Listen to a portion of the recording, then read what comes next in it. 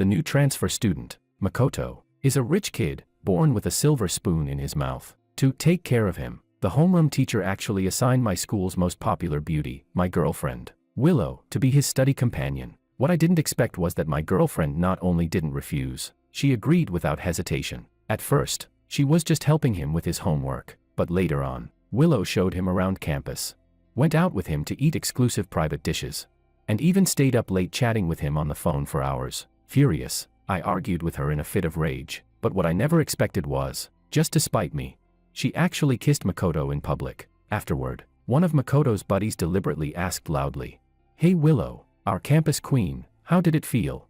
Kissing our Makoto, way more exciting than being with someone else, right?"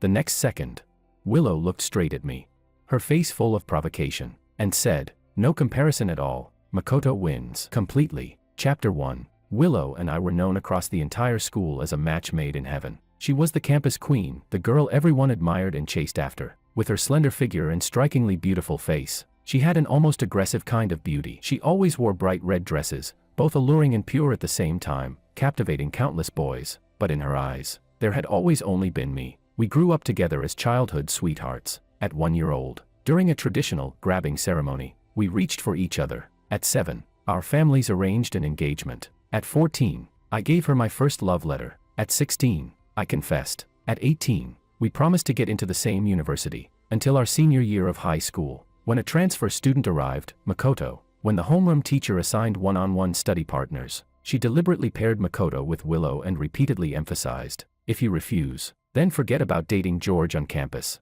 Willow, who was usually cold and distant, had no choice but to accept. At first, it was just normal tutoring, helping him study and showing him around campus. But gradually, something started to feel off. Makoto said he wanted to eat at a famous private restaurant on the west side of the city, the kind that required long lines. Willow skipped evening self-study just to buy it for him. Makoto posted on social media saying he was in a bad mood, and Willow stayed on the phone with him all night. Once, Makoto twisted his ankle while playing basketball, and Willow even climbed over the school wall to buy him medicine to reduce swelling and bruising. I was angry. I started bringing up breaking up with her again and again. The first time I said it over the phone, she went silent for a long time. Then I heard her breathing grow rapid. That night, during a heavy rainstorm, she ran to my apartment building and stood downstairs, completely soaked. For the entire night, her voice hoarse as she called my name over and over, begging for forgiveness. The second time, she skipped classes for an entire day, waiting outside my classroom. Her eyes were bloodshot as she handed me a thick letter, messy handwriting, but full of genuine emotion, pleading with me to get back together. But as it happened more and more, she seemed to finally figure out my weakness. I couldn't leave her, so she became more and more indifferent, from coming to me immediately, to a day later, 3 days later, a week later, until the 99th time. At the celebration party after the college entrance exams, Makoto said he wanted watermelon. Willow personally scooped out the sweetest, most central piece and handed it to him naturally, completely forgetting that I was right beside her, and that it was my favorite part too. All the disappointment and pain I had accumulated for so long finally burst. I looked at that bright red slice of watermelon and said in an eerily calm voice, "Willow, let's break up." She paused for a moment, then lazily lifted her eyes to look at me, her tone carrying a hint of impatience. Again, I didn't say anything else. I stood up and left the private room. This time, she didn't chase after me like before. She thought I was just throwing another tantrum. That in a few days, once I calmed down, I would return to her like always. So she even had the mood to stay behind, helping Makoto block drinks as everyone pressured him to drink more. But she didn't know. This time, I was serious. That heart of mine, stabbed over and over again until it was full of holes, had finally run out of warmth and hope. The first thing I did after getting home was open my computer. Without hesitation, I changed my college application from the Northern University we had promised to attend together to Southern University, thousands of miles away. Then, I began clearing out everything related to Willow, the limited edition figurines she gave me, our couple bracelets, handwritten notes filled with love confessions, stacks of photos. Each item carried a memory, sweet or painful, and now, all unbearably heavy. I stuffed them all into a huge cardboard box. Chapter 2. The next day, I carried that heavy cardboard box to her house. The housekeeper recognized me and led me straight into the living room. In the spacious living room, she and Makoto were sitting side by side on the soft carpet, playing the latest video game. They were sitting very close to each other. From time to time, Makoto let out excited shouts and cheers. "Willow, you're amazing. I've been stuck on this level forever. My gaze was instantly drawn to the oversized black t-shirt Makoto was wearing. That shirt was the limited edition merch of a male idol that I had spent days running around different malls to buy for her birthday last year. When she received it, she had thrown herself into my arms in delight, her eyes sparkling as she whispered in my ear, "This is from George, I'm going to frame it. No one is allowed to wear it." So this was what she meant by, "No one is allowed to wear it." Just casually lending it to another guy. Makoto seemed to notice my gaze. He turned his head, saw me holding the box, and immediately broke into a bright, innocent smile. "George, you're here?" Willow invited me over to play games. She even cooked pasta for me herself. I accidentally spilled some juice, so she lent me this shirt to wear. "You don't mind, right?" Hearing that, Willow merely lifted her eyes lazily to glance at me. Her fingers continued moving skillfully over the controller as she spoke in a casual tone. "What are you here for? Didn't we break up?" Looking at how completely unconcerned she was, a wave of bitter self-mockery surged inside me. I remembered the first time I brought up breaking up, how she stood in the pouring rain, drenched and desperate, begging me for forgiveness. I remembered how, later on, it took her longer and longer to comfort me. I remembered how the last time, she had only sent a simple message, "Stop messing around. I'll take you out for hot pot tonight." Again and again, she tested my limits, and because I kept softening, kept forgiving her, she became more and more reckless. But what she didn't know was, even a camel will eventually collapse under the weight of the final straw. The 99th breakup. This time, I truly didn't want her anymore. I took a deep breath, suppressing the lump in my throat, and said, "Since we've broken up, there are some of your things I want to return." She pressed her temple, looking slightly irritated. "If you insist, you can just throw those things away. No need to bring them here." "Okay," I nodded without hesitation. Carrying that box filled with memories, I walked over to the large trash bin nearby and, without a trace of attachment, dumped the entire thing inside. The box hit the empty bin with a dull thud. I turned to leave. "Wait." Willow stopped me. "Take the stuff you left at my place too." She thought I would react like before, that her words would hurt me, that I'd question her with reddened eyes. "Willow, what do you mean?"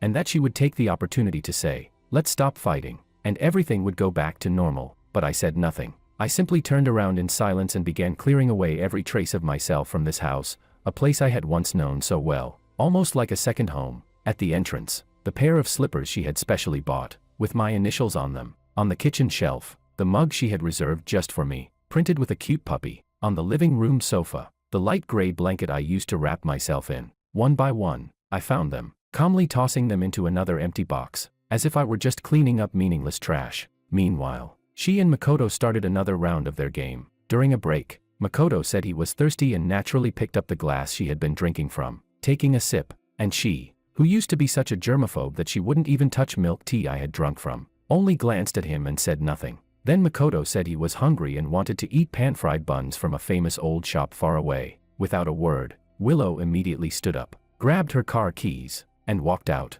I took all of this in. Yet my heart no longer hurt. All that remained was a numb, icy emptiness. Holding the box I had packed, I went upstairs, heading to Willow's room to take the last few things that belonged to me. Chapter 3. The moment I pushed open the door to her bedroom, a figure blocked my way. It was Makoto. There was undisguised provocation and smugness on his face as he said, "You've already broken up with Willow, so why are you still here trying to get attention?"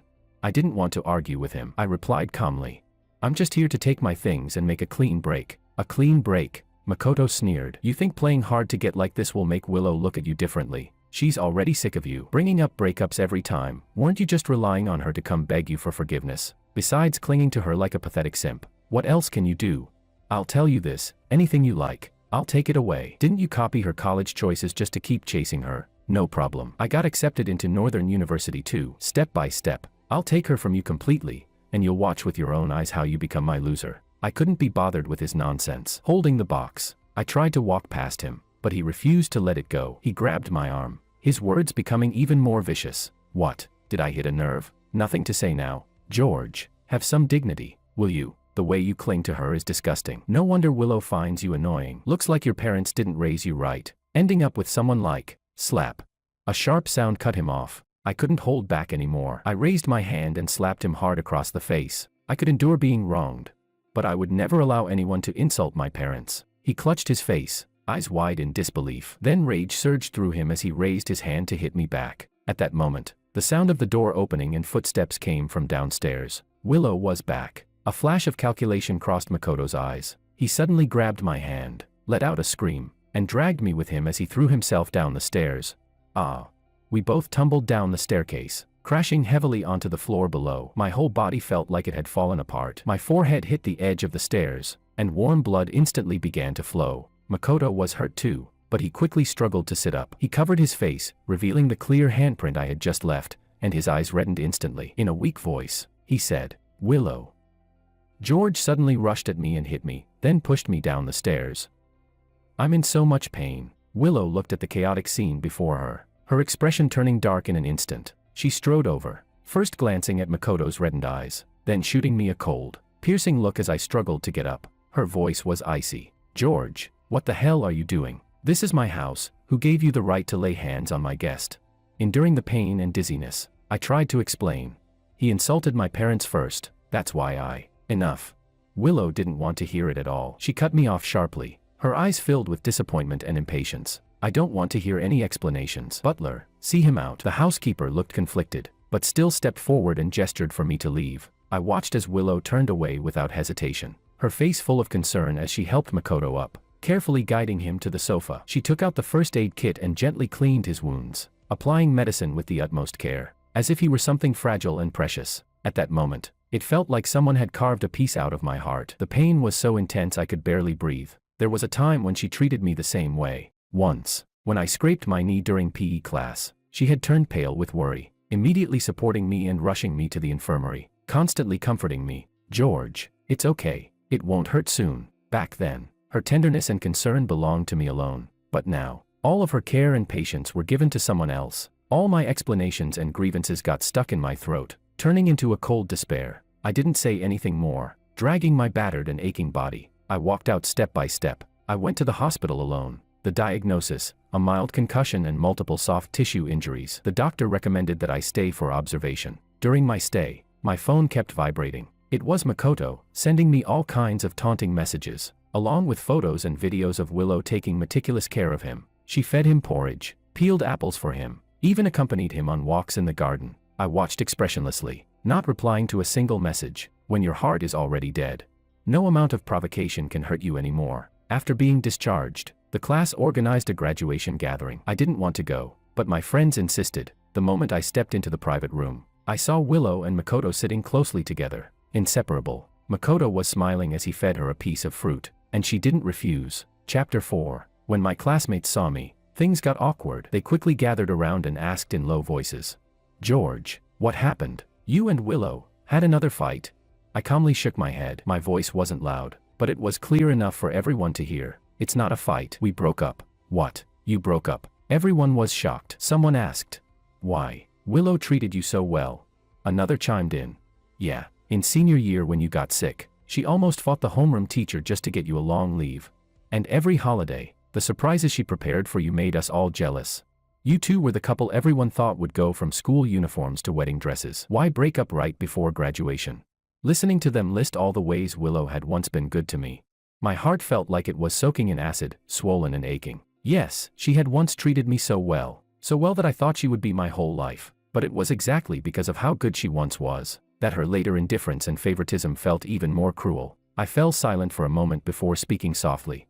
"If it's not right, then we separate. No one is indispensable to anyone. Besides," my gaze drifted to Willow, who was pouring a drink for Makoto not far away. "Aren't the two of them doing just fine now?" Willow happened to hear that. She frowned and glanced at me, her expression complicated. For the rest of the night, she seemed to deliberately act out of spite, going overboard in treating Makoto well. She was attentive, considerate, almost inseparable from him. She thought she would see me get jealous, angry, or like before, unable to resist stepping in to interrupt them, but I didn't. I just sat quietly in a corner, occasionally chatting with people beside me. My gaze was calm, without a ripple, as if she were truly just an irrelevant stranger. This complete indifference, instead, stirred an unfamiliar panic in her heart. Subconsciously, she tried to walk toward me, but Makoto grabbed her arm. He leaned down and whispered something in her ear. Willow stopped, her brows tightly knit, and eventually sat back down. Soon, someone suggested playing Truth or Dare. After several rounds, Makoto lost. His dare was to kiss the most beautiful girl present for 3 minutes. All eyes instantly turned to Willow. Makoto's ears were red, but his gaze carried a trace of provocation as he walked straight toward her. The classmates gasped, whispering, "Isn't this inappropriate? George is still here." Makoto deliberately looked toward me in the corner and said, "George, you and Willow have already broken up. If I play a game and kiss her, you wouldn't mind, right?" His friend immediately chimed in. "Exactly, you're just the ex-boyfriend now. What right do you have to care who Willow kisses?"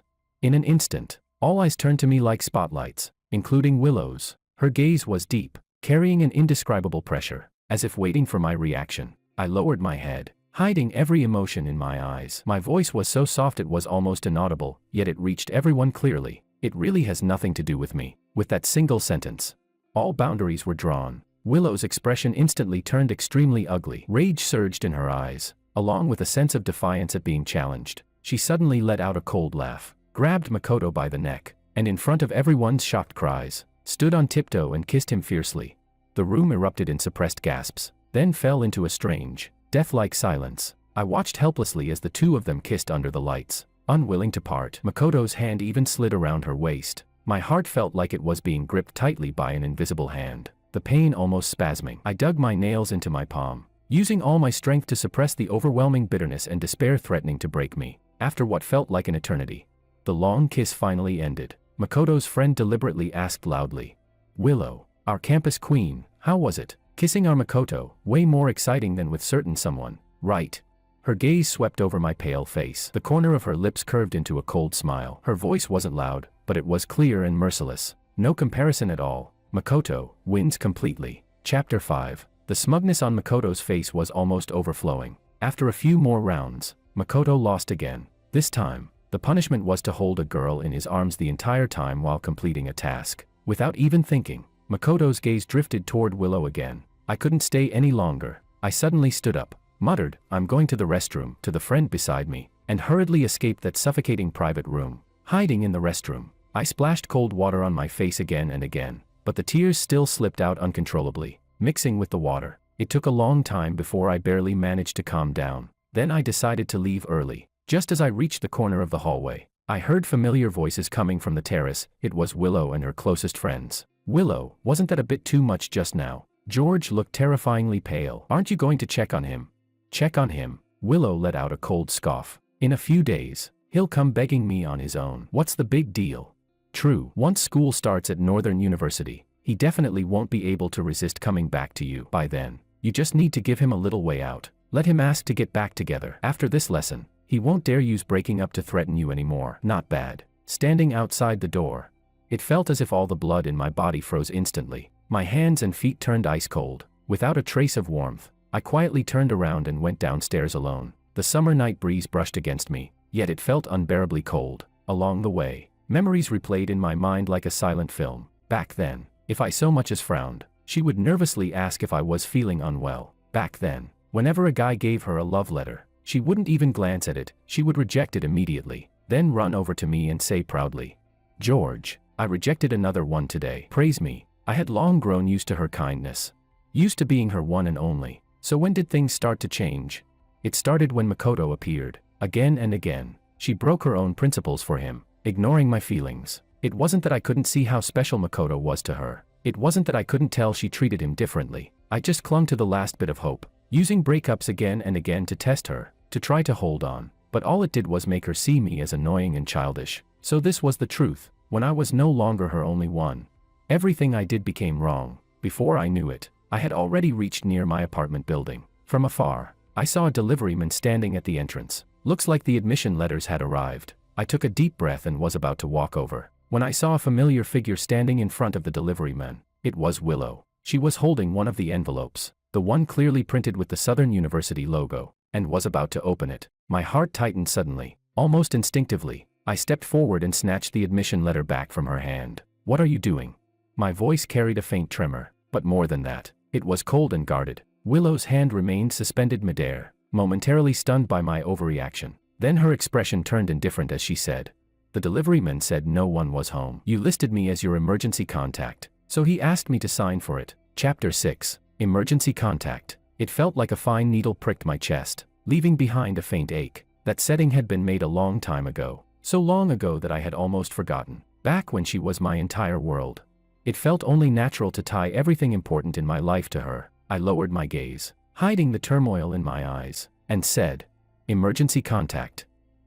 I forgot to change it before. I'll update it later. I didn't look at her again. I quickly picked up a pen from the nearby table and, stroke by stroke, clearly signed my name on the receipt. George. From this moment on, my life would have nothing to do with her anymore. After signing, I turned to leave, but behind me, I heard Willow ask the delivery man, "Is there only this one?" "None for me. We're going to the same university. It should have arrived together." The delivery man confirmed. "Yes, only this one." Willow's brows furrowed even deeper. She called out to me as I had already taken a few steps away. "George, open it and check. Maybe my admission letter got mixed in with yours." I stopped in my tracks but didn't turn around. My voice was firm, without the slightest hesitation. "It's not in there." My certainty surprised her, and stirred a faint, inexplicable unease. "Why are you so sure?" she pressed. I took a deep breath, about to reveal the decision I had kept buried for so long, but suddenly, her phone rang. It was Makoto. The moment she answered, his weak voice came through from the other end. "Willow, where are you?" My stomach's acting up again. It hurt so much. Willow's expression changed instantly. All her attention was pulled to the call. Her tone carried a kind of urgency and concern I hadn't heard from her in a long time. "Don't be scared. Send me your location. I'll be there right away." She didn't even spare me another glance. She didn't hear the quiet yet heavy words I was about to say. "Because I changed my application. We're not going to the same university at all." She turned and hurried toward where her car was parked. I stood there, watching the direction her car disappeared into. The last ripple in my heart finally settled into stillness. After that, I began quietly preparing for my departure. Southern University was thousands of miles away. Everything would have to be arranged from scratch. Meanwhile, Willow's social media was unusually active. Every day, she posted updates, photos and videos that always included Makoto. They climbed mountains together to watch the sunrise. Makoto's arm wrapped around her shoulders, a sea of clouds rolling behind them. They went camping, sitting around a bonfire as Makoto smiled and fed her grilled skewers. They checked in at countless trendy tourist spots, posing closely for photos at every landmark. In every picture, Willow's eyes carried a relaxed, easy smile. The comments below were full of teasing. "Willow, is this an official announcement? Wishing you two forever. Makoto's amazing. He really won Willow over."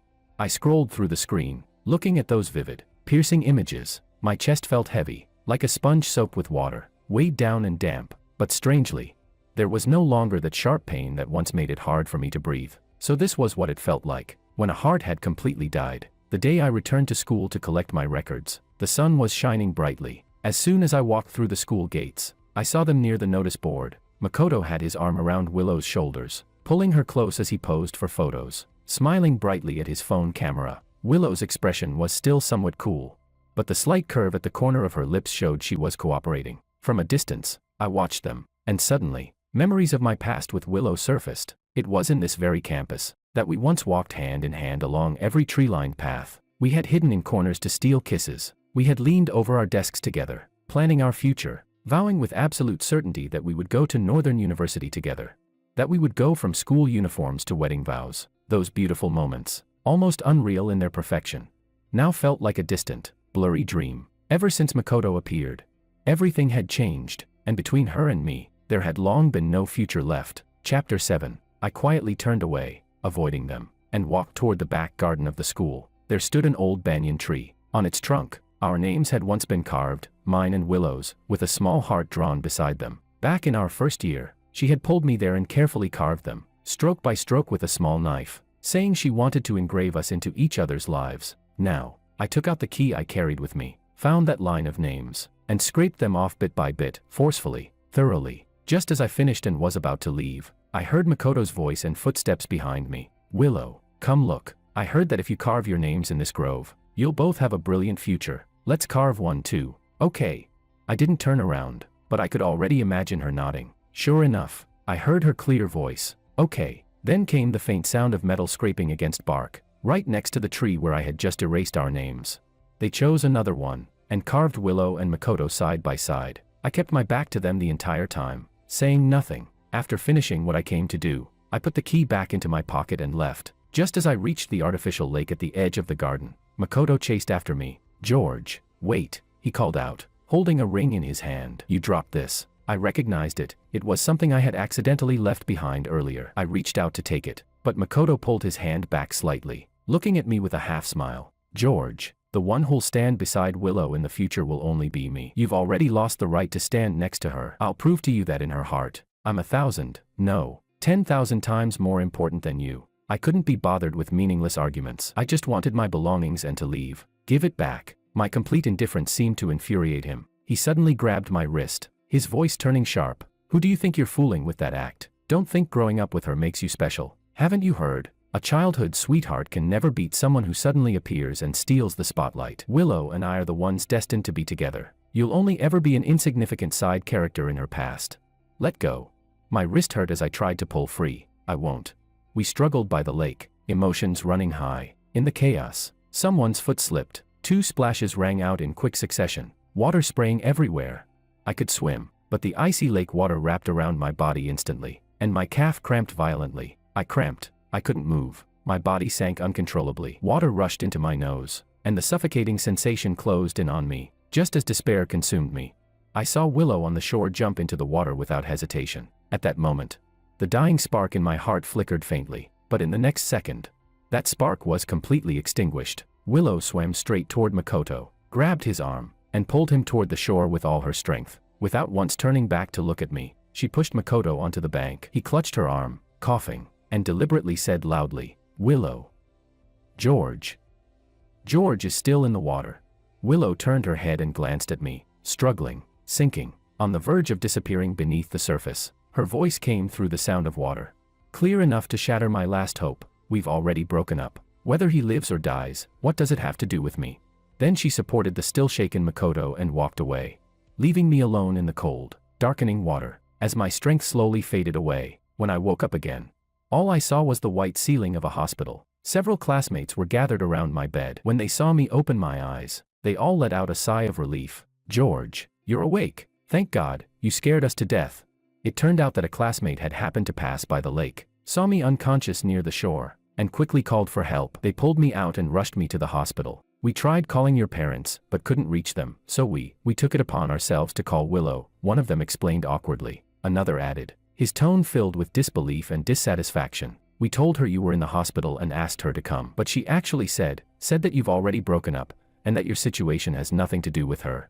I listened quietly, my face expressionless. Only when I heard the words, "nothing to do with her," did the corner of my lips twitch slightly, pulling into a pale, self-mocking smile. Chapter 8. Look, this was the girl I had loved for so many years. When her heart turned cold, it was harder than the stones at the bottom of the lake. Seeing me like this, my classmates felt both awkward and distressed, each of them trying to comfort me. I forced myself to sit up and gave them a reassuring smile. "Willow is right," I said. "We've already completely broken up. From now on, we probably won't have any contact anymore." They exchanged glances, still unable to believe it. "How is that possible? Didn't you two agree to go to Northern University together?"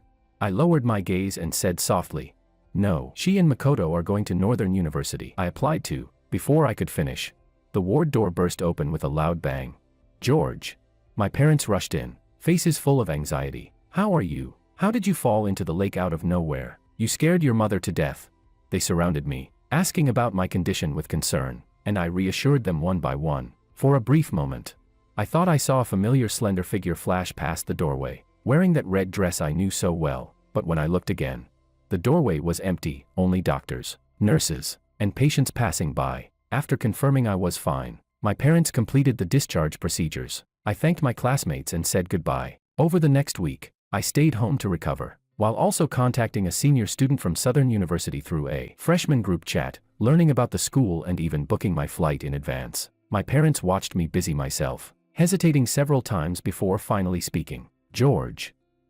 "Willow's family is hosting a banquet to celebrate her admission. They invited our whole family. What do you think?" My hands paused for a moment while packing. Then I nodded calmly. "All right, I'll go." On the day of the banquet, my parents and I arrived on time with gifts. When I saw Willow, we simply nodded at each other in greeting. Not a single word exchanged. Both families immediately understood what was going on. The kids must have had another falling out. Willow's father patted my shoulder and tried to smooth things over with a smile. "George, you're here. Come, have a seat inside. Willow's just a bit stubborn. You two are about to start university together, so be more understanding with each other. Don't stay mad." Willow's mother also held her hand and said, "You're a girl, be more considerate toward George." Willow stood there with a cold expression, saying nothing. Her gaze didn't even land on me. I took a light breath, about to explain that we had already broken up. But suddenly, a commotion came from the entrance. Makoto walked in, holding a large bouquet of bright sunflowers. Looking radiant, he politely greeted Willow's parents.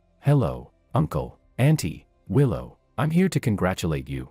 The moment Willow saw him, her previously cold expression melted like ice thawing. Even her eyes softened. She didn't wait for her parents to respond. Naturally, she said to him, "You're here, come in." Then she led Makoto straight into the hall, leaving me and my parents standing there, completely ignored. Willow's parents' smiles instantly turned awkward. They quickly tried to recover. "Oh, please, please come in. Have a seat." Throughout the entire evening, my parents' eyes rarely left Willow and Makoto. They watched as Willow carefully picked food for him, as she subtly blocked drinks for him when others tried to toast him.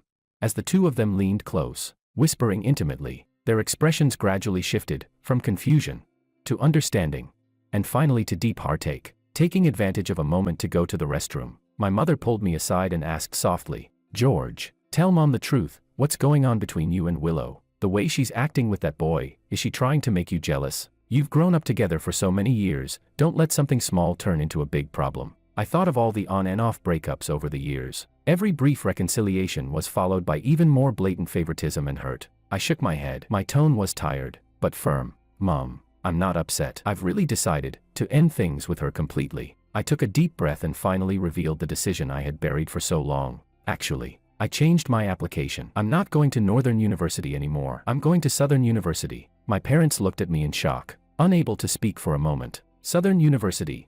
That was thousands of miles away from Northern University, north and south, worlds apart. Just as they were about to say something, a sudden loud crash and a wave of commotion erupted from the center of the banquet hall.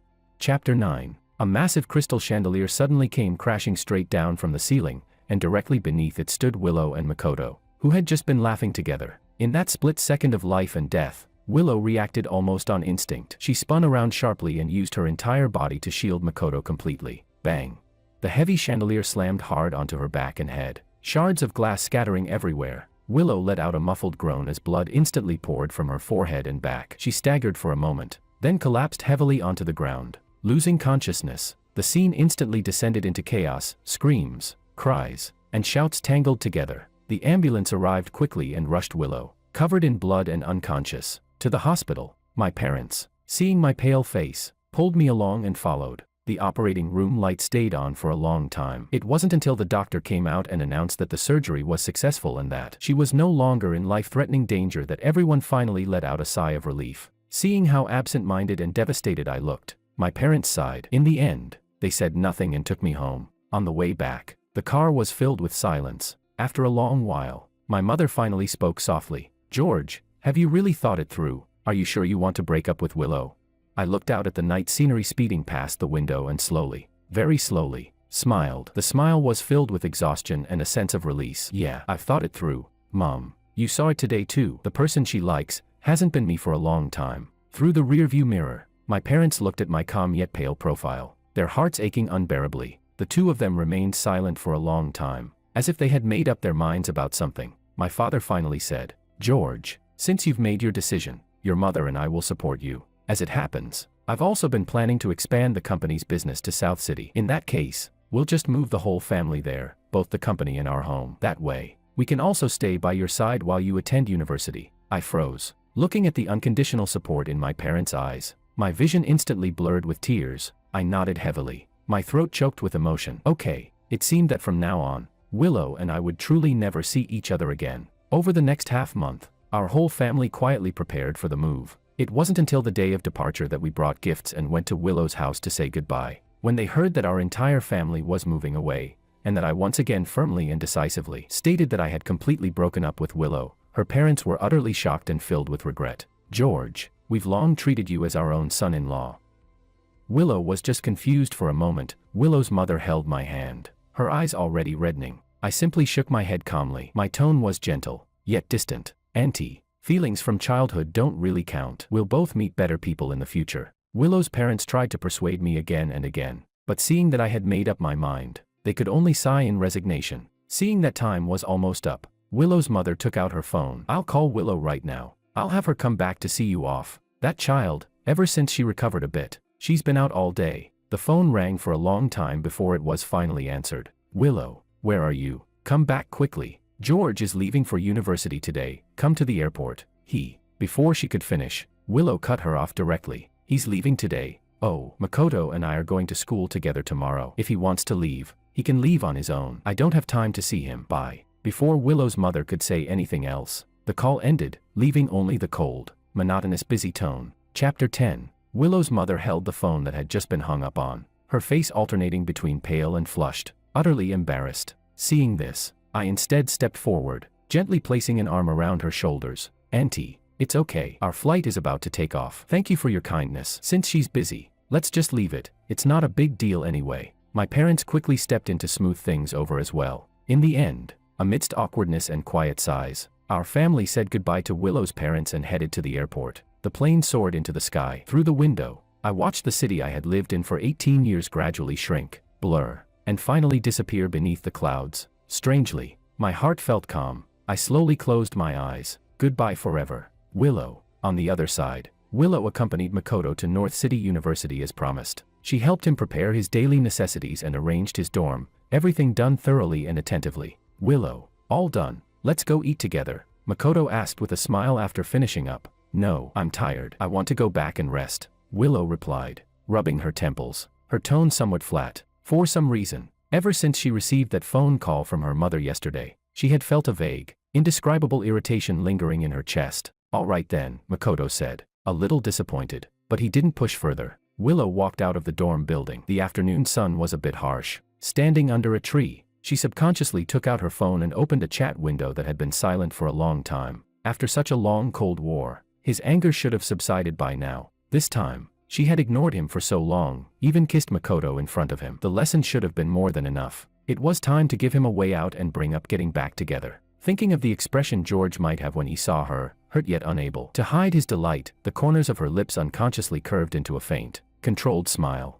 After this, he probably wouldn't dare to casually bring up breaking up ever again. However, she didn't know which dorm building he had been assigned to. With that thought, Willow put away her phone and walked straight to the freshman registration desk. Hello, could you help me check which dorm building George from the computer science department is assigned to? The senior student searched on the computer for a moment, then looked up with a puzzled expression. Sorry, but there's no one named George on the freshman list. The faint smile on Willow's face instantly froze. No, she frowned. That's impossible. He's definitely part of this year's freshman. Check again carefully. The senior checked the list again thoroughly, even pulling up the freshman rosters for all departments in the university, then shook her head firmly. He's really not there. Not just computer science, there's no one with that name in any department. A strong sense of unease suddenly gripped Willow's heart, swift and abrupt. She suddenly recalled the way I had snatched back the admission letter that day, and the sentence I had started to say before being interrupted by Makoto's call, words she hadn't heard clearly. A ridiculous yet chilling thought crashed into her mind without warning, sending coldness through her entire body. Almost roughly, she pulled out her phone. Her fingertips trembled slightly, though she didn't even realize it, as she dialed the number she knew by heart. But from the receiver came only a cold, mechanical female voice. Sorry, the number you have dialed does not exist. Refusing to believe it, she dialed again. Once, twice. The same emotionless voice echoed every time. She sent a message on WeChat, only for it to instantly turn into a cold red exclamation mark. Message sent, but rejected by the recipient. Either the number no longer existed, or she had been blocked. For the first time, she clearly realized that the breakup George had mentioned that day might not have been just another bout of temper like she had assumed. Willow. Makoto's bright voice came from behind as he jogged over. Naturally, he reached out, trying to put an arm around her shoulders. There you are. I needed your help with something. I've been looking for you for a while. Willow suddenly slapped his hand away, the force so strong that Makoto staggered slightly. The bright smile on his face froze instantly. Get lost, she snapped, her voice low, her eyes filled with uncontrollable irritation, and a kind of panic she herself had never experienced before. Chapter 11. At this moment, Willow had no mind to deal with Makoto at all. Ignoring the stunned Makoto, she turned and walked aside, frantically dialing every mutual contact she had with George. Hello, Uncle Wong. Has George contacted you? Do you know where he went? Auntie Lee, this is Willow. About George. Fatty, when was the last time you saw George? Do you know he changed his number? One call after another went out, but not a single response was what Willow wanted to hear. Willow, what's going on between you and George? He didn't tell me anything. No idea. Didn't he already receive his admission letter? He should have gone to register, right? Changed his application. No way. Weren't you two supposed to go to North City University together? He changed his number. We really don't know. The boy she had watched grow up since childhood, the one she had always believed would still be there the moment she turned around, had vanished like a drop of water into the ocean, gone without a trace. All the familiar ties had been severed overnight, cleanly and completely, by his own hands. She couldn't even reach George's parents anymore. When she called her own home to ask, the answer she got was, George's entire family had moved away. At that moment, it felt like a thunderbolt crashing down on her. Willow, what's going on? You really can't reach George? A friend she used to game with messaged her. Did you two fight that badly this time? Willow stared at the words on the screen, her fingers tightening until her knuckles turned white. Was it just a fight? Every time before, when he brought up breaking up, she would coax him back. Later, even a perfunctory message from her was enough. He would always return to her side. She had long grown used to his inability to leave her, used to that sense of security, taking him for granted. She thought this time would be no different. She deliberately ignored him, deliberately grew close to Makoto, even kissed Makoto in front of him. She wanted to teach him a lesson, wanted him to never dare casually mention breaking up again. She had never imagined that he would really leave, and leave so decisively, so completely, without leaving her even the slightest chance to make things right. Willow, Makoto approached again cautiously, his eyes slightly red, looking as if he had suffered a great injustice. Don't be like this. I'm scared. George is probably just still angry. In a few days, when he calms down. Shut up, Willow snapped, suddenly turning toward him. Her gaze was dark and frightening. If it weren't for you. She stopped abruptly halfway through. If it weren't for Makoto, what? If it weren't for that phone call that happened to come at that moment, if it weren't for all the times he needed her company. The root of the problem wasn't Makoto, it was her. It was how she had ignored George's feelings again and again for Makoto's sake. How she had repeatedly tested his limits. How she had clung to that damn certainty that he would never leave. Her heart felt like it was being gripped tightly by an invisible hand, suddenly constricting, sending waves of suffocating pain through her chest. In her 18 years of smooth sailing, this was the first time she had tasted something called loss. So bitter, so sharp. She shoved Makoto aside and staggered toward the roadside, flagging down a taxi. Where to? The driver asked. Willow opened her mouth, only to realize she had nowhere to go. She didn't know where George's family had moved to. She didn't even know which city he had gone to. The world was so big. If he was determined to avoid her, where could she possibly find him? Just drive, she said, leaning back against the seat, closing her eyes in exhaustion. Her voice was hoarse. Her phone kept vibrating, messages from Makoto, one after another, asking where she had gone, why she wasn't replying, filled with dependence and complaints. Before, she might have found that dependence comforting, but now, it only made her feel suffocated and irritated. She swiped away the notifications, even wanting to turn off her phone entirely, but she couldn't. She was still waiting for some mutual friend to offer even the slightest clue, waiting for a slim miracle that might let her reach him. Night fell. The taxi wandered aimlessly through the city, neon lights flashing outside the window, yet unable to illuminate the darkness in her heart. She kept scrolling through old chat records she once found clingy, records she hadn't even bothered to open before. His daily sharing, his complaints, even his occasional little moods. Now, they had all become luxuries. She opened his WeChat profile. The background had turned blank. That cold dividing line felt like an insurmountable chasm, completely separating their two worlds. George, she murmured unconsciously, where are you?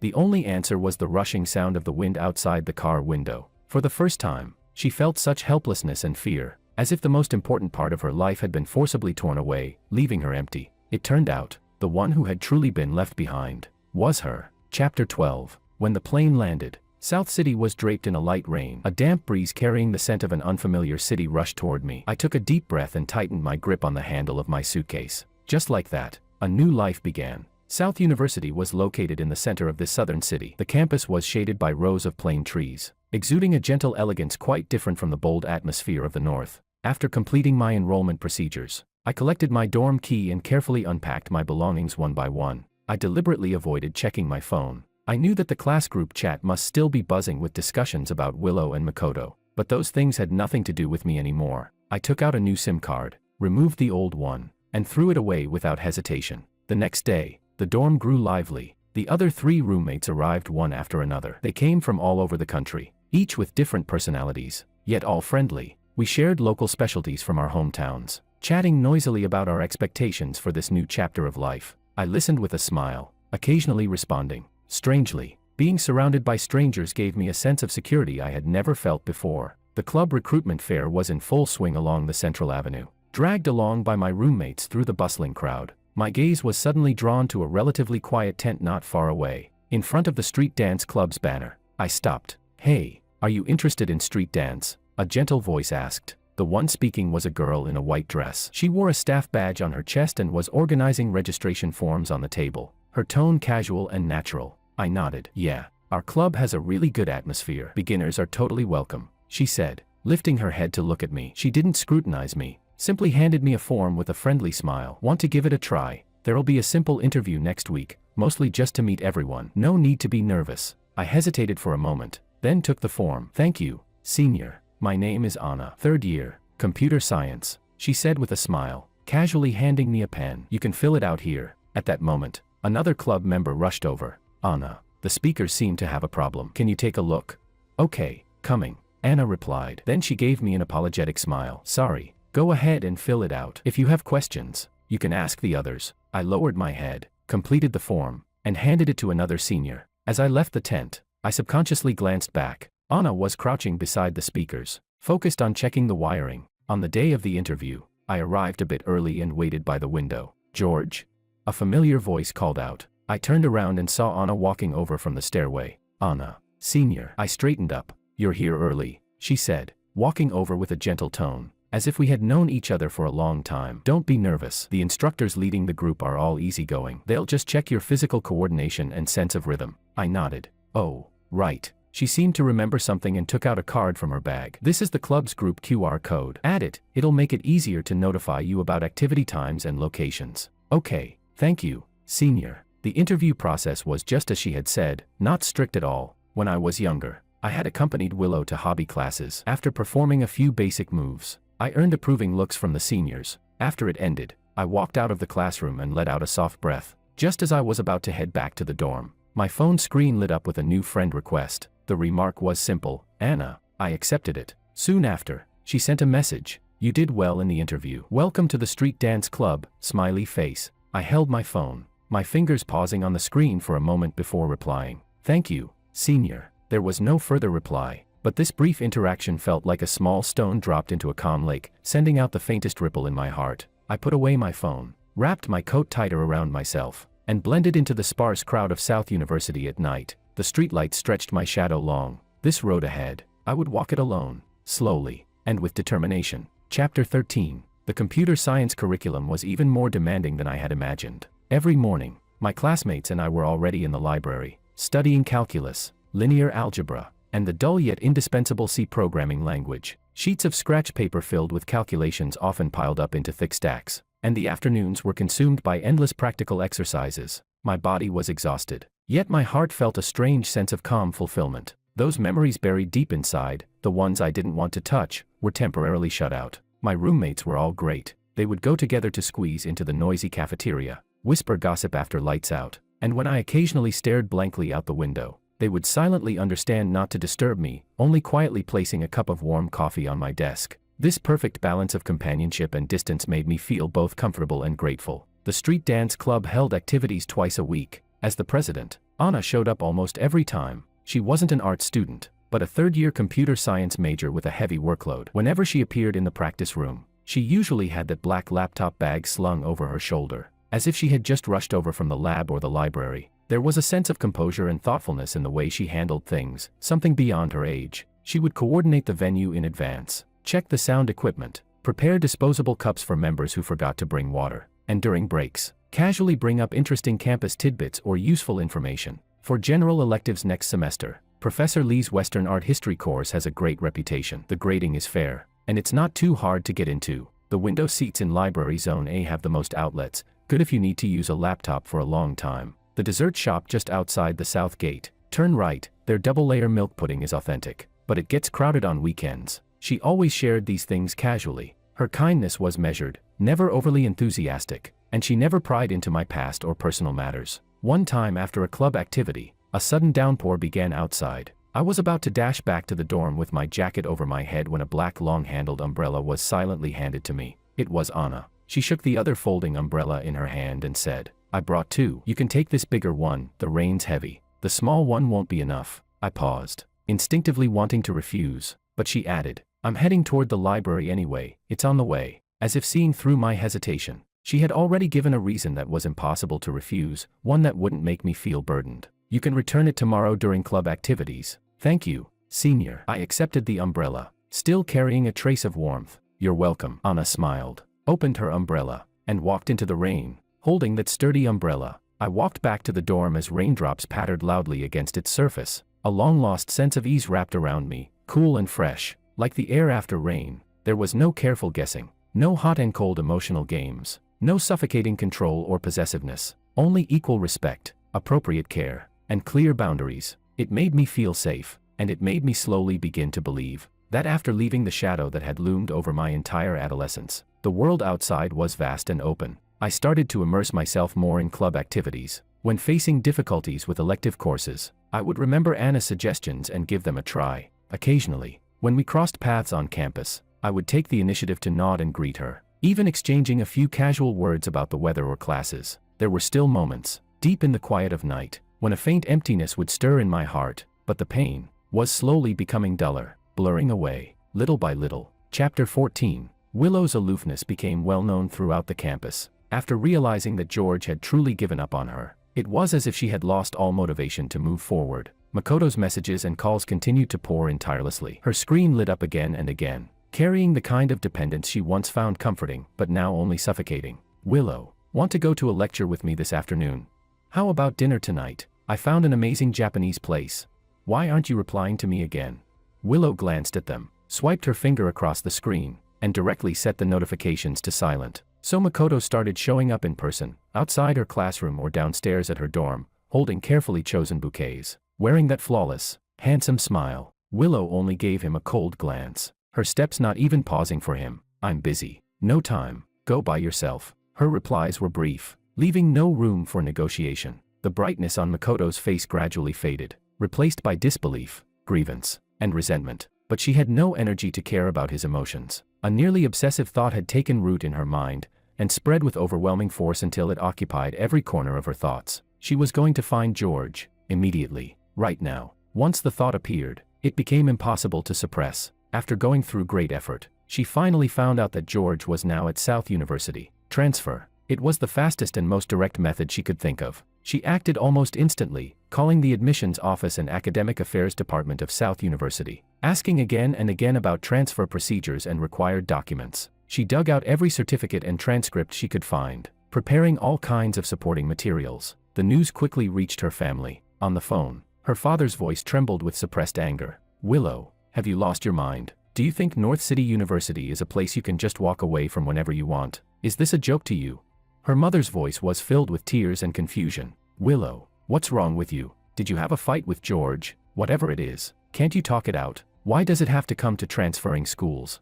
Willow stood on the balcony, gripping her phone, staring at the gray sky outside. Her voice was hoarse, and more stubborn than ever before. I have to go. Why? Give me a reason that can convince me. Her father's voice rose sharply. A reason? Was she supposed to say that she had lost the boy she once believed would never leave, and now wanted to chase him back at all costs? She couldn't say that, and even if she did, it would never be a valid reason to convince her parents. There's no reason. I just have to go to South University. You. Her father was so furious he could barely speak. If you dare to act recklessly, don't expect a single cent from this family ever again. Fine. Willow's voice was cold and resolute, carrying a sense of burning all bridges. Even if you don't support me, I'm still going. The argument was long and intense. Her parents took turns trying to persuade her, from her future and prospects to the family's reputation, from practical considerations to emotional ties. Willow simply listened in silence, then blocked all their words with one sentence. I've made up my mind. She even began privately contacting agencies, inquiring about the possibility of loans, preparing for the worst. Before the pressure from her family could settle, Makoto somehow found out about her plan to transfer to South University. He rushed up to her, his carefully styled hair damp with sweat, grabbing her arm in near hysteria. Why? Willow, tell me why. Can't you forget him? What's so great about him? He doesn't even want you anymore, and you still want to chase after him. Willow forcefully shook off his hand. Her eyes were filled with undisguised disgust and coldness. My business has nothing to do with you. How does it not? Makoto shouted. I like you. I've been by your side for so long. What has George ever done except threaten to break up? Shut up. Willow cut him off sharply, her gaze as sharp as a blade. Makoto, listen carefully. There has never been any possibility between us. Not before, and not in the future. Stop wasting your time on me. Her words struck him like a heavy slap. Makoto stood frozen, his face pale, lips trembling, unable to say another word. No obstacle, no opposition, nothing could shake her determination. The procedures moved forward with difficulty, and when she finally received the acceptance letter from South University and boarded the flight to South City, she leaned against the window. There was no trace of reluctance in her heart, only a barren, desperate urgency, as if she had bet everything on this one decision. Chapter 15. She had no mind to admire the unfamiliar campus scenery. The moment she arrived, she began frantically asking around for George, the computer science schedule, the activity rooms he frequented, possible dorm buildings.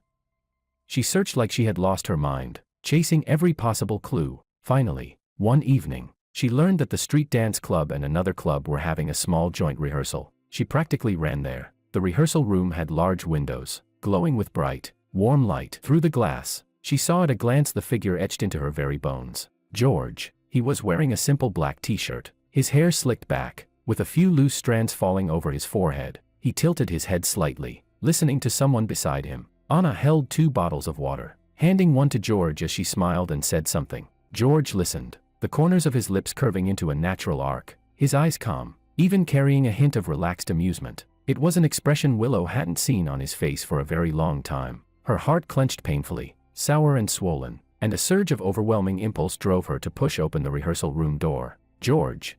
Her voice rang out abruptly, instantly shattering the peaceful atmosphere inside. All eyes turned toward this uninvited guest. I turned my head at the sound. The moment I saw her, that faint yet genuine smile on my face vanished without a trace. My gaze lingered on her for less than a second before shifting away expressionlessly. I didn't even say a word to Anna. I simply picked up my things and walked straight out through another door. No questioning, no anger, no grievance, only complete, icy indifference. Willow froze in place, her outstretched hand still suspended in midair. All the words she had prepared stuck in her throat. She watched George's resolute figure disappear, then turned to look at Anna beside her, whose expression had already returned to calm, now observing her with a hint of scrutiny. A cruel realization poured over her like icy water, sending bone-deep chills through her entire body. Without her, George could truly live well, even better. And in George's world, someone new, someone exceptional, had already appeared. The person who could make him smile so easily was no longer her. Willow's arrival was like a massive stone thrown into a tranquil lake. She became almost inescapable. In the morning, in front of the teaching building,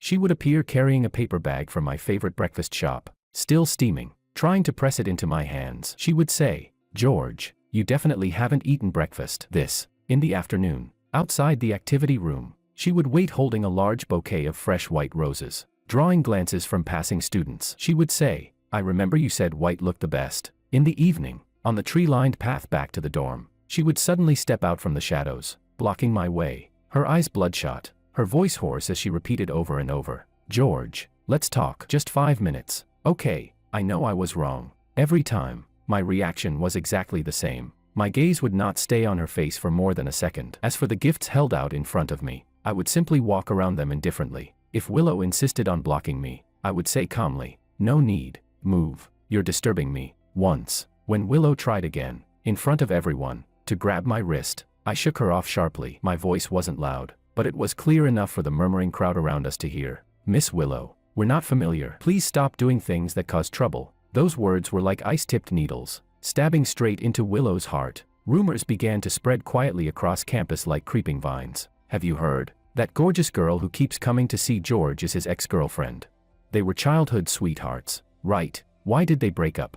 Looks like she regrets it and chased him all the way to Nan University. But George seems to really dislike her." Speculation and curious gazes surrounded me constantly. In response, I only threw myself even harder into my major courses and club activities, wrapping myself in relentless busyness, as if as long as I never stopped, the noise could never truly invade my world. And within this suffocating entanglement, Anna's presence became a silent yet steady barrier. She never once asked about Willow. She simply happened to pass by on her bicycle when I was once again blocked by Willow at the intersection on my way back to the dorm. My face pale, my fingertips trembling slightly. Chapter 16. George.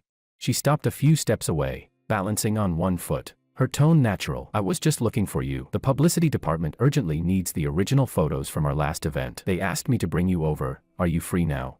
Her voice instantly broke the tense standoff. I nodded immediately and walked quickly toward her. In the cafeteria, Willow ignored the stares around her and forcefully sat down across from me. I set down my chopsticks, about to stand up and leave. When Anna and a few club members walked over with their trays. "No one sitting here, right?" Anna smiled, gesturing to the empty seat beside me, naturally placing herself between Willow and me. Then she turned to discuss the programming competition that had just ended with her companions, easing my awkwardness and completely ignoring Willow's face, which had darkened as if it could drip water. Each of these perfectly timed interventions was like pouring another bucket of oil onto the blazing fire of Willow's jealousy. She began to escalate. She followed more closely, appeared more frequently, gave more expensive gifts, and made more intense apologies. Willow even started investigating Anna. She said, "George, stay away from her. Do you even know what kind of person she is?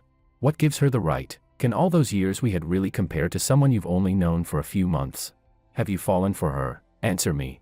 Faced with her increasingly unhinged questioning and entanglement, my response grew only colder. My heart seemed to have truly turned into a block of ice that could never be warmed again. No matter how hysterical she became, no matter how she cast aside all her pride to beg desperately, it could no longer stir even the slightest emotion in me. Willow stood beneath the tree, watching as I once again left without hesitation with Anna. Not even a single trace of my peripheral gaze was given to her. Chapter 17. Rumors spread silently like creeping vines. I tried my best to block them out, throwing all my energy into club activities, but what was meant to come could never truly be avoided. The cafeteria was bustling that afternoon. I had just sat down with my roommates when a sharp male voice cut through the noise. "George, you really know how to put on an act." All eyes were instantly drawn over. Makoto stood in the center of the cafeteria, his handsome face filled with undisguised jealousy and contempt. He strode straight to my table, his finger nearly jabbing into my face. "You couldn't win Willow over, so you decided to disappear, playing pitiful, acting all high and mighty, hiding all the way out here. Do you think that'll make her unable to forget you?" Makoto's voice was sharp and cutting, every word dripping with venom. "All you know how to do is play these push-and-pull mind games, right? You were the one who broke up in the first place. Now that she's chased after you, you must be feeling pretty proud of yourself, huh?" The fingers holding my chopsticks tightened slightly, the knuckles turning pale, but my face remained expressionless. The whispers around us grew louder, filled with curiosity, scrutiny, and even a hint of malice, all focused on me. Makoto shouted, "What else could this be if not a staged act?" Seeing that I didn't respond, his arrogance only grew. His voice rose even higher. "I'm telling you, stop wasting your tricks, you're nothing but this student." A calm yet unquestionable voice cut him off. Anna had appeared at some point. She stepped forward just enough to shield me behind her, blocking Makoto's aggressive gaze. Her expression remained as gentle as ever, but her eyes were still as water, carrying an unyielding firmness. "First, this is a public place. Please mind your behavior. You are seriously disturbing other students' meals." Her voice wasn't loud, but it clearly overpowered the surrounding noise. "Second, based on your baseless accusations and personal attacks just now, this already constitutes public insult. According to school regulations, we have the right to demand that you stop immediately and leave." She paused, her gaze sweeping over Makoto's anger-twisted face before settling briefly on the campus security guards who had rushed over at the commotion. She gave a slight nod. "Lastly," Anna continued, her tone still steady but now edged with rare firmness, "no matter what assumptions you're making, you have no right to judge George's choices." The security guards stepped forward at once. Makoto's eyes widened in disbelief as he stared at this woman who had suddenly appeared. He trembled with rage. Who do you think you are? What happens between me and him is none of your business. Are you also? Who I am is irrelevant." Anna interrupted calmly, without even a ripple in her tone. "What matters is right and wrong. Please leave." I lifted my head, looking at Anna's back. A wave of bitterness surged unexpectedly to my eyes, only to be forcefully suppressed. At that moment, another figure pushed through the crowd. It was Willow. She had clearly run all the way here, her face paler than ever before. She first glanced at Makoto, who was being restrained by security, his face ashen with fury. Then she turned sharply toward me, standing behind Anna with my eyes lowered. Finally, her gaze locked onto Anna's protective figure. Humiliation, anger, jealousy, they churned wildly in her eyes. "Makoto," she almost roared, grabbing his arm tightly. "Have you caused enough trouble? Who told you to come here?" "Willow." Makoto looked as if he had found a lifeline, his eyes instantly reddening as he tried to explain. "Shut up," Willow cut him off sharply, her gaze frighteningly cold. "I've made it very clear, we have nothing to do with each other. My matters are none of your business. Leave Nen University immediately and don't ever show up in front of me or him again." She pointed at me, her tone resolute. Makoto was struck by the undisguised disgust and harshness in her eyes. His face turned deathly pale, and he couldn't say another word. Under the escort of security, he left the cafeteria in a daze. The center of the commotion suddenly emptied. Willow stood there, her her chest heaving violently. She had dealt with Makoto and even publicly drawn a clear line. She looked at me, opening her mouth, as if wanting to explain, to apologize, to beg for even the slightest response. She thought, this time, she must have done the right thing. She had protected me. She had driven away the person who hurt me. Chapter 18. All eyes were focused on me, waiting for my reaction. Yet I simply stood up quietly. I didn't even glance at Willow, as if her intense declaration just now, that almost humble wait for a response, had nothing to do with me at all. I merely turned to Anna and said, "Senior, thank you, let's go." Willow's outstretched hand froze in midair, every unspoken word solidifying in her throat. A crushing wave of despair and cold slammed into her chest, shattering the last trace of her futile hope. However, the surface calm didn't last long. Makoto's obsessive persistence didn't fade after being humiliated in public. Instead, it twisted into an even more relentless form of entanglement. He stopped trying to cause scenes in public and instead began lurking. He figured out Willow's schedule around the academic buildings she frequented, the library, even outside the women's dormitory. His ghost-like figure could always be seen. He no longer shouted or caused a scene. He simply stared at her with eyes full of grievance, resentment, and accusation, questioning her again and again. "Willow, why are you treating me like this? You promised you'd take care of me. Have you forgotten? Give me an answer, or I won't leave."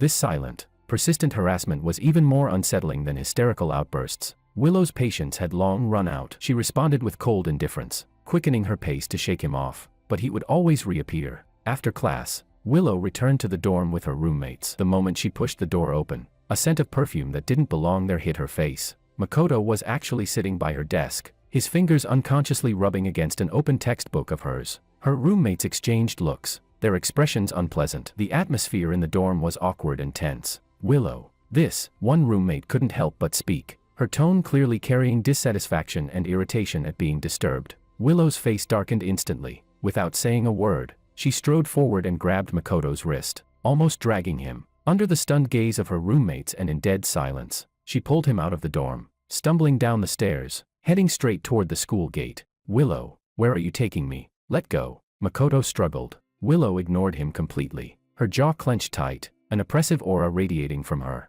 Only after dragging him to a relatively secluded alley outside the campus did she finally fling his hand away. Makoto rubbed his reddened wrist. "Willow, what gives you the right to treat me like this?" "What gives me the right?" Willow finally spoke, her voice cold as ice. "Makoto, that's what I should be asking you. What gives you the right to haunt me like this? To harass my life, disturb my roommates? Who do you think you are?"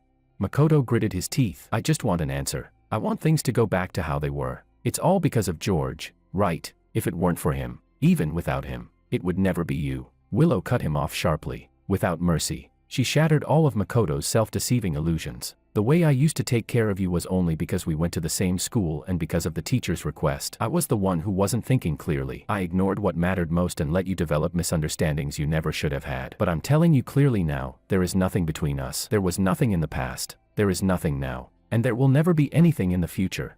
Makoto trembled under the undisguised disgust and finality in her eyes. His face turned pale, then flushed red. "You, how can you say that? You clearly what?" Willow stepped closer, almost gritting her teeth as she spoke each word. "Makoto, my tolerance has limits. If you keep this up, following me, harassing me, even harassing the people around me." She paused, her cold gaze sweeping over his suddenly stiffened face. Her tone carried a final, unquestionable warning. "I don't mind laying out everything you've done, one by one, including how you accidentally spilled juice on the clothes George gave me, how you just happened to fall down the stairs, and what you said about George behind his back, all of it. I'll compile everything exactly as it happened and post it on the school forum, and send it to all the relevant teachers and your faculty." She looked straight at him. "Go ahead and guess, when that happens, will your scholarship, your outstanding student title, and that graduate recommendation spot you've been dreaming about still be waiting for you?"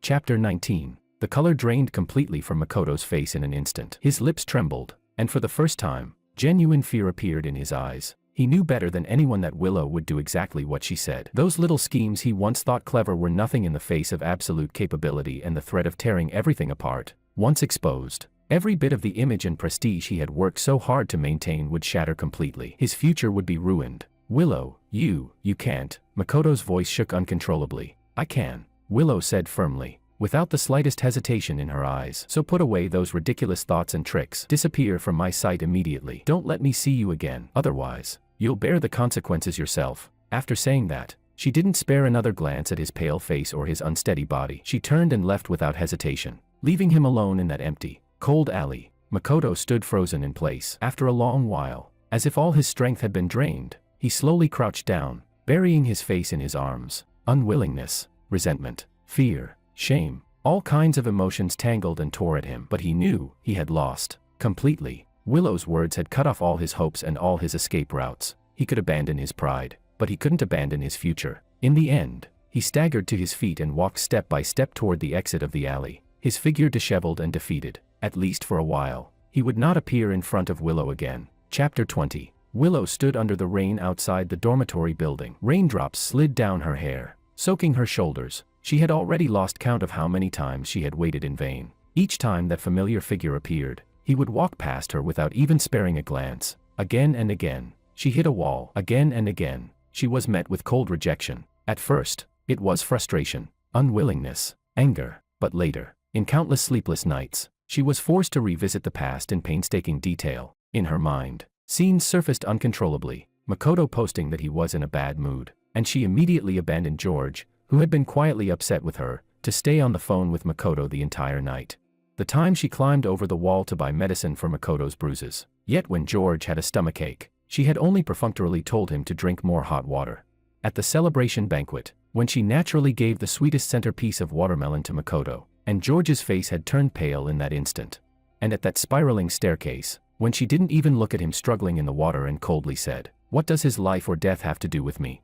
Every scene was painfully vivid. Relying on his years of affection, she had recklessly squandered his tolerance, testing his limits again and again. She once thought George couldn't live without her, but in truth, it was she who couldn't live without George. Her anger and unwillingness were gradually swallowed by boundless regret and despair. She became silent. The once bold and unrestrained air around her faded, replaced by a lingering gloom and quiet heaviness in her expression. She no longer tried to block him outside classrooms or activity rooms, nor did she bring gifts he wouldn't even look at. Instead, she bought a thick stack of stationery. Every late night, after her roommates had fallen asleep, she would sit under the desk lamp and write, word by word, carefully. She folded each letter and slipped it into the mailbox beneath his dormitory building. There was no signature, but she knew he would recognize her handwriting. Once, twice, 3 times. From a distance, she watched him retrieve the letters. He took out that thick stack of pages, didn't even open them, and simply threw them into the trash bin by the roadside. The motion was smooth,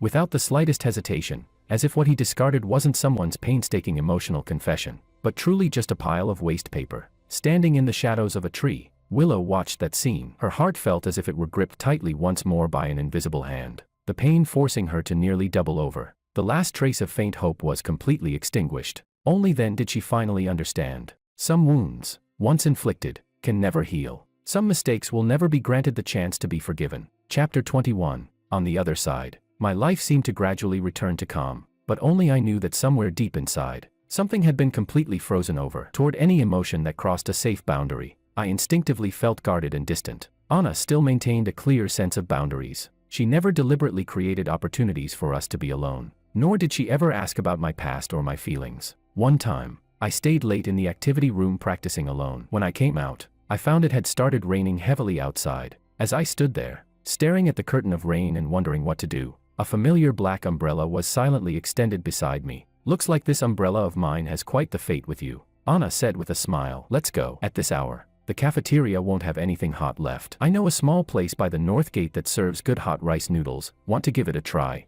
We didn't talk much. We just ate quietly, but in that warm, relaxed atmosphere, the tension in my nerves loosened in a strange, unfamiliar way. Occasionally, I would look up and see Anna's calm profile as she ate across from me. I knew Anna was wonderful, but for now, I couldn't give any kind of response. The frozen ground in my heart was too thick. It would take more time, more warmth, perhaps, before it could slowly thaw. All of this was seen clearly by Willow from afar. She watched the brief moments of ease that would occasionally appear on my face, expressions I now only showed to someone else. Her heart still ached sharply, but she could no longer summon the courage to interfere. She only watched from a distance. The annual street dance competition at Nen University had always drawn great attention. The auditorium was packed. The piece I performed was an original choreography titled "Break the Cocoon." The lights went out, leaving only a single cold beam illuminating the center of the stage. Dressed in a black t-shirt, my movements were powerful yet carried an inner resilience as I moved with the music. At the climax, the music surged, and my movements grew stronger, leaping,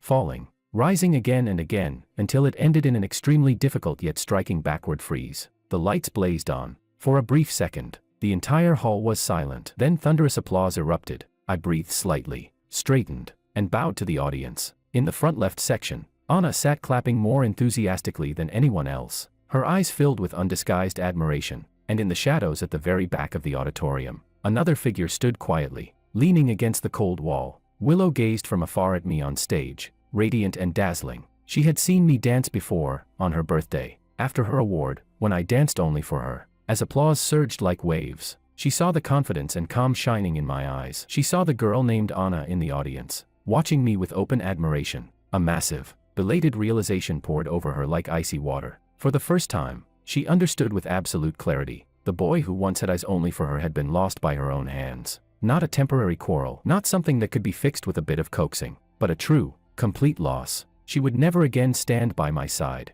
never again own my smile. A heavy despair seized her. Willow did not step forward amid the applause. She simply turned around quietly and left the auditorium. The competition result was beyond doubt. Break the Cocoon won the gold award. A few days later, I received a long, carefully wrapped box. There was no name, only a single printed line on the attached card. Congratulations. Break the Cocoon was beautiful. I opened the box. Inside was a vinyl record of the classic ballet Giselle, a rare edition long out of print. I remembered that a long time ago, during a casual club conversation, I had once mentioned how much I regretted not being able to collect this version. There had been clear longing in my words. Holding the heavy record, it felt as if something gently struck my heart. I almost immediately thought of Anna. That evening, after the club activities ended and people gradually left, I walked up to her and said softly, "Senior Anna, thank you." The record.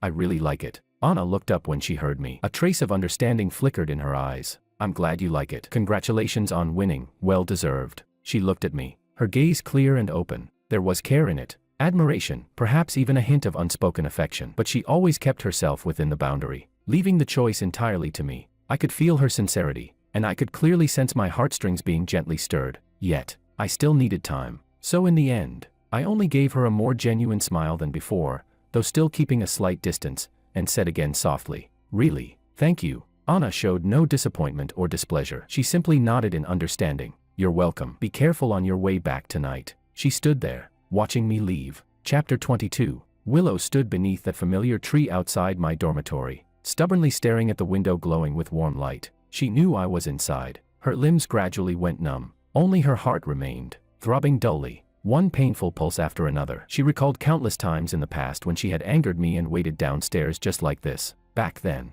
no matter how angry I was, I would eventually soften. With reddened eyes, I would come downstairs and pull her tightly into my arms. But this time, there was nothing. Students heading out early passed by with umbrellas, casting curious or pitying glances before hurrying off. She was soaked through, shivering uncontrollably from the cold. An unnatural flush spread across her cheeks, and her head began to spin. Finally, the dormitory door opened, but it wasn't me. It was my roommate. He looked at Willow's bedraggled state, a trace of complexity flashing in his eyes. In the end, he sighed, stepped forward, and held a dry umbrella over her, shielding her from the cold rain. "Willow, you should go back," he said, his voice carrying a hint of reluctance. "George asked me to tell you. Don't bother him anymore." At that moment, the rain seemed to turn scalding, burning against her skin. Willow staggered suddenly. She understood. I truly didn't want her anymore. The version of me who would secretly feel distressed when she got caught in the rain, who would helplessly give in at even her smallest attempts to make amends, that version had long since died under her repeated favoritism and hurt. She took the umbrella, but didn't open it. Instead, she turned around and staggered away. She remained in a daze in her dorm for 2 full days. In her blurred consciousness, memories of us replayed over and over, sweet moments, arguments, until they all froze on that final image. My cold, emotionless eyes, looking at her as if she were a stranger. After she recovered, Willow seemed like a completely different person. The once sharp and flamboyant aura around her faded entirely, replaced by a stillness like stagnant water. She no longer tried to inquire about me, nor did she appear in any place where I might be. She scheduled counseling sessions at the university. Week after week, she met with a therapist. In that quiet space, for the first time, she stopped running away. Clumsily and painfully, she began to open herself up, facing the pain of mind that she had ignored for so long,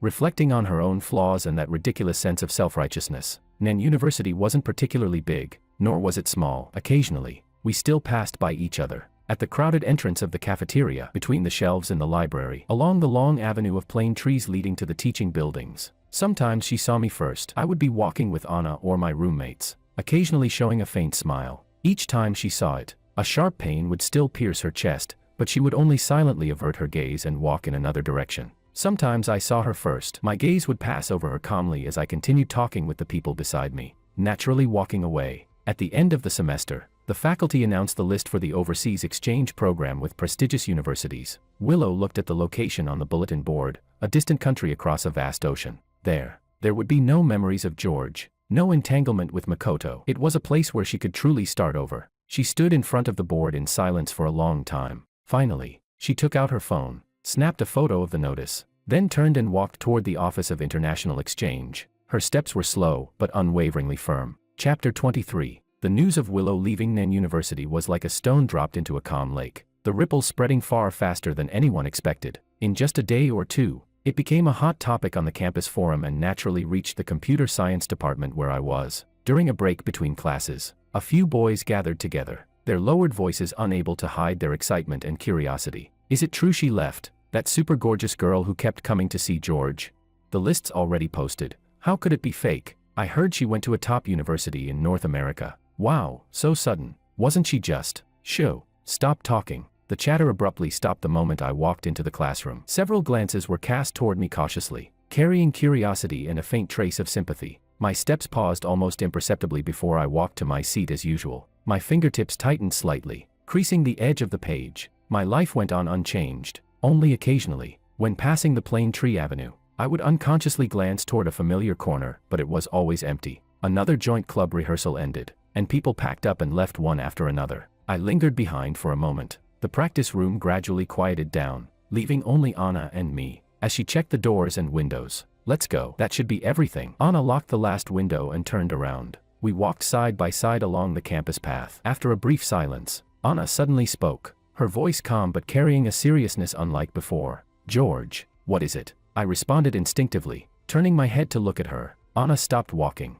There's something I think I should tell you. She paused slightly, as if choosing her words carefully. I have feelings for you that go beyond friendship. My heartbeat skipped abruptly. The hand holding my backpack strap tightened slightly. I opened my mouth, but for a moment, I didn't know how to respond. Before I could organize my thoughts, Anna continued. I'm not telling you this to expect an immediate answer, nor to put any pressure on you. I simply believe that expressing my feelings sincerely is a basic form of respect, both for you and for myself. She looked into my slightly stunned eyes, her tone becoming even gentler yet firm. I know you've been through some things, and you may need a long time to adjust and prepare. That's completely okay. I'm only saying this because I don't want to hide it from you. No matter what your answer is, or how long it takes you to have one, we can continue as we are now, as ordinary friends. Nothing has to change. You don't need to feel any burden. She didn't press me, didn't test me, and showed no forcefulness. She simply placed a sincere yet restrained feeling in front of me, then returned the choice, completely and without reservation, into my hands.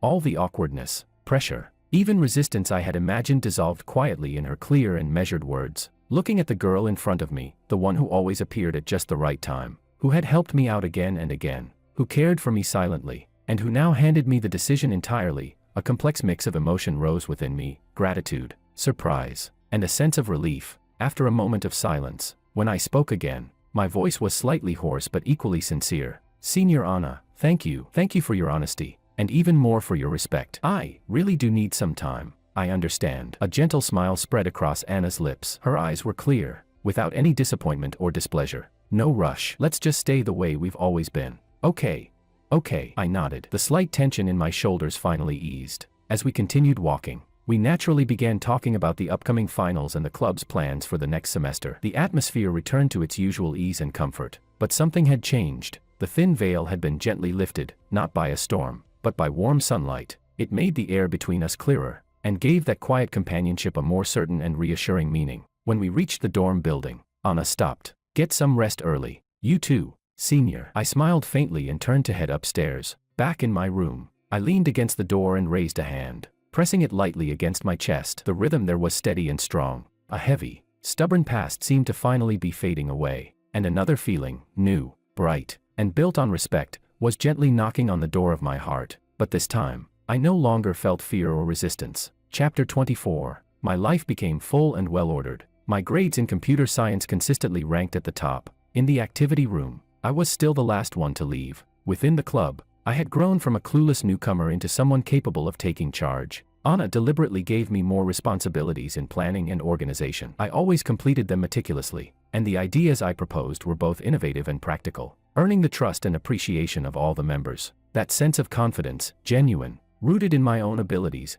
gradually replaced the old need to rely on others' attention to feel my worth. My relationship with Anna still stayed within the boundaries of friendship, yet something was quietly changing. Between discussions of club matters, we would naturally talk about recent exhibitions or films.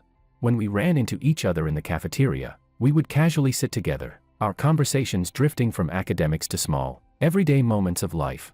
She would still offer perfectly timed advice when I encountered difficulties, but I was no longer just passively receiving it. I began sharing my own perspectives as well. A silent understanding flowed between us. Sometimes, just a glance was enough to grasp what the other hadn't said. I began, little by little, to show her the subtle emotions I rarely revealed. My frustration over a poor performance, complaints about a difficult paper, even small grumbles about the endless rain in South City. Each time, Anna would listen quietly, then offer rational insight or gentle comfort, never crossing boundaries, never missing a beat. This safe and comfortable interaction was like a gentle current, slowly softening the door of my once tightly closed heart. The warmth of my family, meanwhile, became my strongest refuge. My parents' lives in South City had stabilized, and our new home was warm and comfortable. Every weekend, as long as I didn't have rehearsals, I would go back home. The dining table was always filled with my favorite dishes. My parents never asked about my romantic life. They only cared about whether my studies were going well, whether I was sleeping enough, whether I had enough money. They would share amusing stories from their work,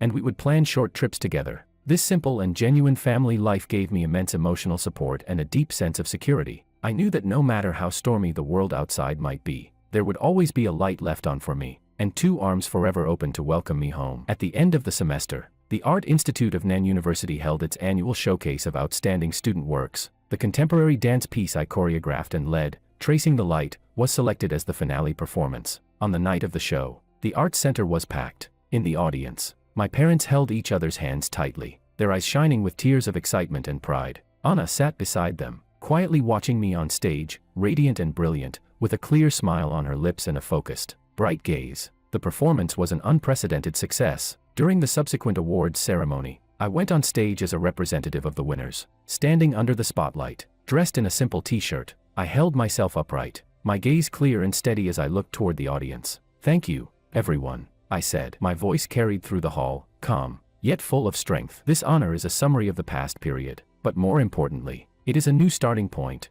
I once thought that growth meant carrying burdens and struggling forward, but here, at Nan University, I've learned another way to grow, letting go of what weighs me down, focusing on moving forward, discovering my own strength, and embracing endless possibilities. The future is like an unknown street dance. I lifted my chin slightly, a bright and confident smile spreading across my face. There may be challenges, but there is even more to look forward to. I'm ready to face it, and to create it. The audience erupted into long, enthusiastic applause. My parents wiped their eyes with relief and pride. Anna clapped steadily, her gaze never leaving me as I shone on stage. The scars of the past had not completely disappeared, but they had transformed into patterns within me, becoming part of my strength. No longer the chains that defined me. My future was unfolding, clearly, vividly, within my own hands. Chapter 25. Across the Atlantic. Winter. Willow pulled her coat tighter, clutching a stack of heavy textbooks as she hurried across the empty square in front of the library. Life in a foreign country felt as if someone had pressed slow motion and mute,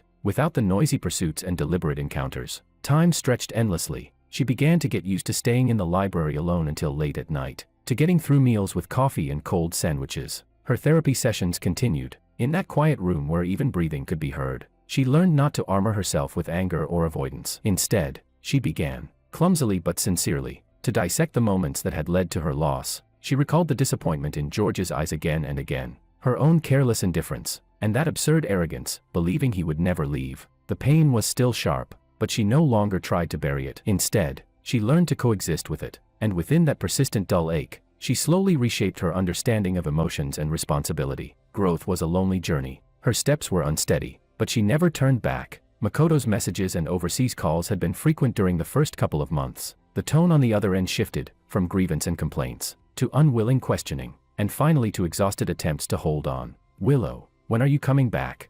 What's so great over there? Do you have someone else now? Is it really impossible for us? Willow's responses went from brief indifference to complete silence. She had exhausted all her emotions, whether it was love, hatred, or even annoyance. She no longer wanted to waste a single fragment on him. The warmth on the other end of the phone eventually faded, sinking into the silence of unanswered messages. The last message came late one night in Beijing, containing only 2 words, "I understand." After that, there was only long, complete silence. The name that had once stirred enormous waves between her and George finally sank like a stone into the ocean, silent, unable to disturb even the slightest ripple in her life. Her world had finally become quiet. Meanwhile, on the other side of the earth, South City was bathed in warm, gentle winter sunlight. My life, once a canvas of muted gray, was gradually filled with vivid and vibrant colors. I continued to excel in computer science, gaining opportunities to participate in intercollegiate competitions and even national programming projects. I grew more confident, more radiant, earning increasing recognition. In the club, I became a senior others relied on. The pain and self-doubt that once gnawed at me had long been replaced by the fulfillment and sense of achievement built day after day. I no longer needed anyone's validation to confirm my worth. My world had become vast and steady. On an ordinary evening, Anna and I had just come out of the library. The golden glow of the sunset stretched our shadows long across the ground. We had just finished discussing plans for next semester's club exhibition. The atmosphere was relaxed and comfortable. As we walked past the well-known Lover's Hill, couples strolled nearby in pairs. Anna suddenly slowed her steps and turned to look at me, her gaze gentle yet serious. "George." "Yeah." I stopped and looked at her. The sunset cast a warm golden light across her features. "I told you before that I would wait until you were ready. Now, I want to ask you again." She paused slightly. "Would you be willing to let me stay by your side, as your girlfriend?" I looked at her. I thought of every time she appeared at just the right moment. Her unwavering sense of boundaries, her quiet support, and the clear expectation in her eyes now. I had once lost the courage to believe in love, but she had used time and action to slowly weave that courage back together. A faint smile curved my lips, and a bright, clear warmth spread through my eyes, like sunlight breaking through clouds. "Okay," I answered softly, my voice carrying a sense of ease and certainty I had never felt before. A spark of joy lit up Anna's eyes. She carefully reached out and took my hand. We didn't say anything else. We simply smiled at each other, then naturally intertwined our fingers and continued walking forward along the path bathed in sunset. Behind us lay a past we had completely left behind. Ahead of us stretched a new road, one we would walk together, filled with hope,